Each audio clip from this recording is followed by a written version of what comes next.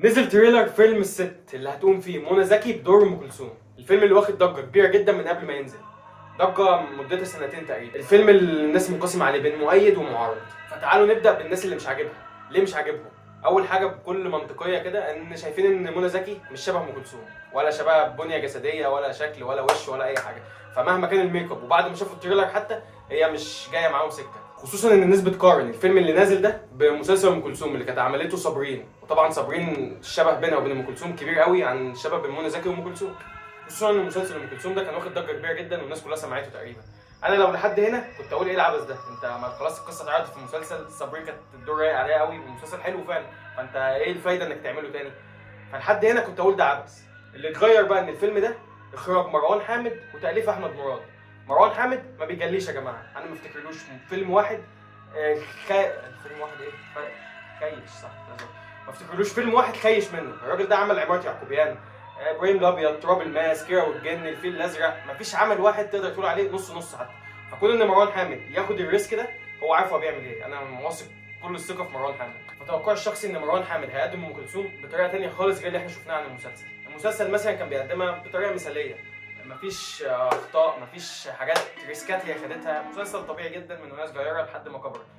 فانا اراهن قوي على المعالجه الدراميه لمروان للقصه دي، انه هيبين لنا جوانب مختلفه من حياتها هي ما ظهرتش خالص.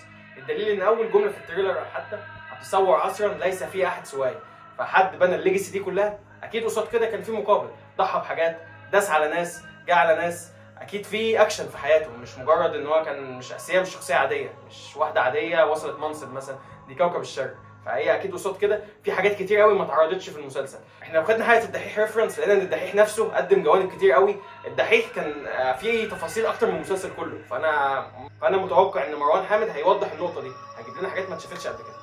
طبعا انا شفت التريلر، اكتر حاجه عجبتني كالعاده تصوير، اضاءه، اخراج، الموضوع باين انه متعوب عليه ومصروف عليه جامد يعني. بالنسبه للنجوم في كم من نجوم هايل انا ما كنتش متوقع كده.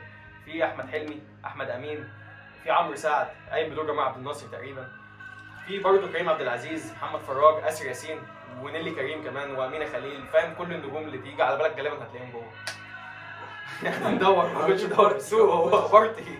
حاجه كمان كنت بتناقش انا وشوف فيها قبل ما نفتح الكاميرا على طول، ان هو بالنسبه له شايف ان ممكن منى زكي تقدم حته القوه في الشخصيه دي. ان احنا في المسلسل كانت مطلعينها الست الغلبانه الكيوته، وده مش منطقي ولا طبيعي ان حد هيبني الليجاسي دي كلها بالمنظر ده.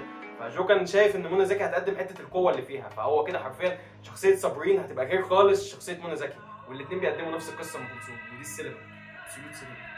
فانا شخصيا متحمس للفيلم. دلوقتي المهم رايك انت، قولوا لنا انتوا متحمسين للفيلم ولا شايفين انها هتفكس وهتخيش منهم؟